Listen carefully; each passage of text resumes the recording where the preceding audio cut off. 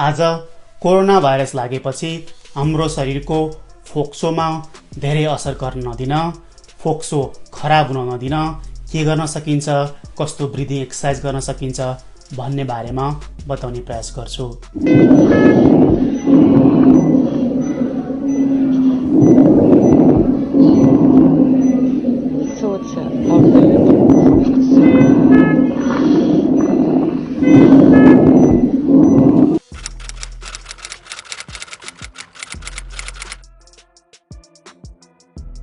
हाम्रो फोक्सोको संरचना उल्टो रुख जस्तो छ, जरा माथि र हाँगा पात मुनिपट्टि।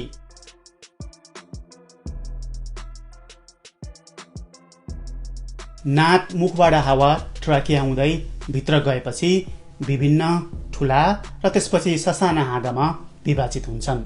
मसिना हाँगाको छेउमा अल्भियोलयहरू हुन्छन्, जहाँ मुटुबाट आएको रगत नजिक हुँदै जान्छ र सोही भागमा बाहिरबाट आएको अक्सिजन र रगतमा भएको कार्बन डाइअक्साइड एक्सचेन्ज हुने गर्छ। यो अक्सिजन रगतमा जाने प्रक्रिया हुने ठाउँ अल्भियोलयमा बाधा पुग्यो भने समस्या सुरु हुन थाल्छ। यस्तो बाधा पर्न नदिन यस नजिक तरल पदार्थ र अन्य कुराहरू जम्मा हुन दिनु हुँदैन। फोक्सोका मसिना हाँगामा कपालका रौँ जस्ता मसिना सिलिया हुन्छन्, जसको कारण फोक्सोमा जम्मा भएको कुराहरू माथितर्फ धकेलेर बाहिर निकाल्न सजिलो हुन्छ।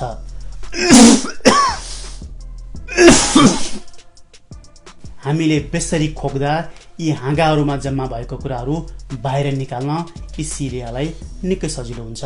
हाम्रो फोक्सो फुक्ने र सुक्ने हुन्छ। फोक्सोमा समस्या भएर फोक्सोले काम गर्न छाड्दा फोक्सो सुक्छ, कोल्याप्स हुन्छ।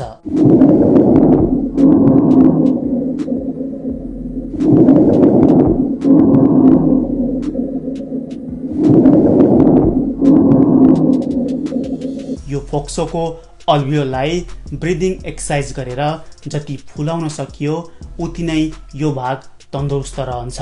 तरल पदार्थहरू जम्मा हुन पाउँदैन, हावा खेल्ने मौका पाउँछ र रगतमा धेरै अक्सिजन पुग्छ।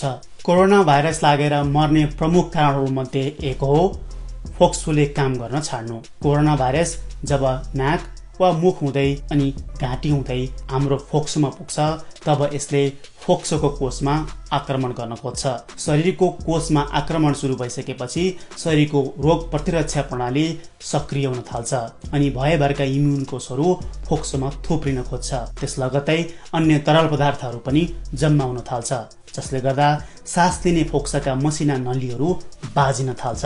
बाहिरको हावा भित्र फोक्सोको कुना कुनामा नपुगेपछि शरीरमा अक्सिजन नपुगेर मुटुको चालमा गडबड हुने र अन्य धेरै समस्याहरू सुरु हुन्छ।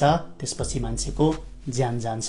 यसरी आफ्नो शरीरको इम्युन कोषहरू र विभिन्न तरल पदार्थहरूले बाजिएको फोक्सोको पाइप खुलाउन एउटा मेसिनबाट बाहिरबाट फोर्ससँग अक्सिजन धेरै भएको हावा भित्र पठाइन्छ, जसलाई भेन्टिलेटर भनिन्छ।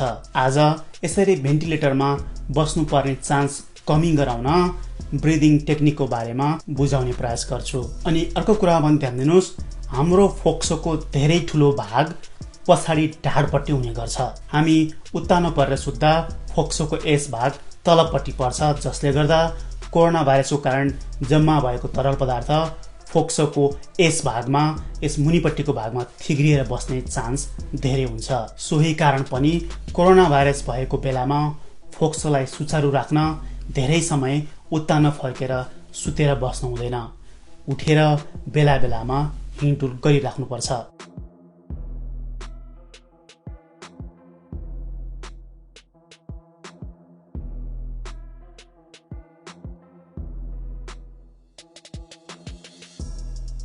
यस्तो बेलामा गरिने टिसिडिबी ब्रिदिङ प्रक्रिया यसरी गर्नुहोस्। लामो सास लिनुहोस् र 5 सेकेन्ड रोक्नुहोस्।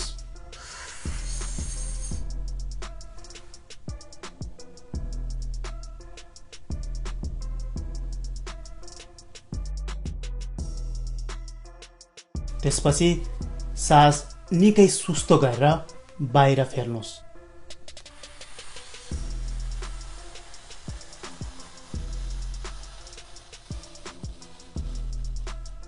सास लिएको समयभन्दा करिब दोब्बर समय लगाएर सास बाहिर फाल्नुहोस्। सुसेली बजाएको जसरी गरेर बाहिर फाल्नुहोस्। यो प्रक्रिया कम्तीमा 5 पटक गर्नुहोस्।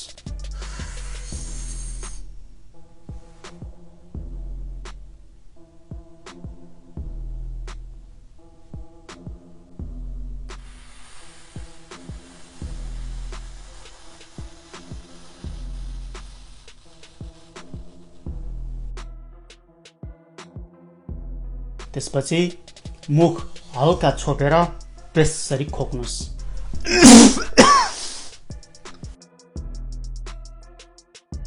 यो सबै लगातार 2 पटक गर्नुहोस्, प्रत्येक 2-2 घण्टामा।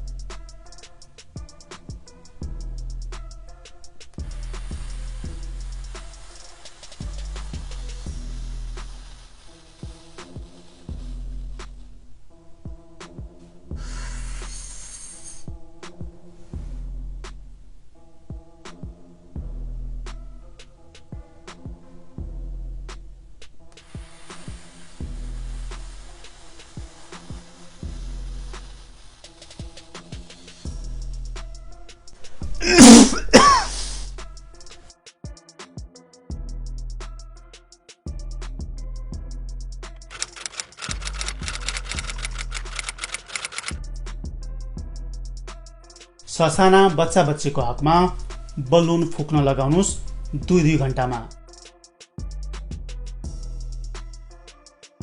घोप्टो परेर बस्न लगाउनुहोस् करिब 5-10 मिनेट 1-2 घण्टाको फरकमा। र घरमै कुनै एक्टिभिटिज गर्न लगाएर हिँडुल गर्ने, दौडधुप गर्ने वातावरण मिलाउनुहोस्।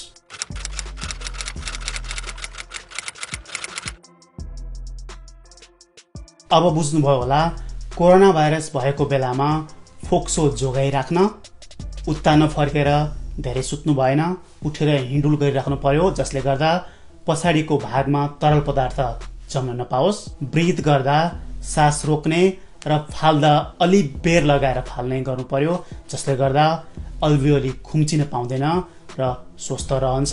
जोडले कफ गर्नु पर्यो, जसले गर्दा हाँगामा रहेका बाजिन लागेका कुराहरू बाहिर निस्कन्छ र अक्सिजन भित्र पस्न पाउँछ। यो भिडियो जनचेतनाको लागि भएको हुँदा कृपया सक्नुहुन्छ भने विभिन्न फेसबुक ग्रुपहरूमा सेयर गरिदिनुहोस्।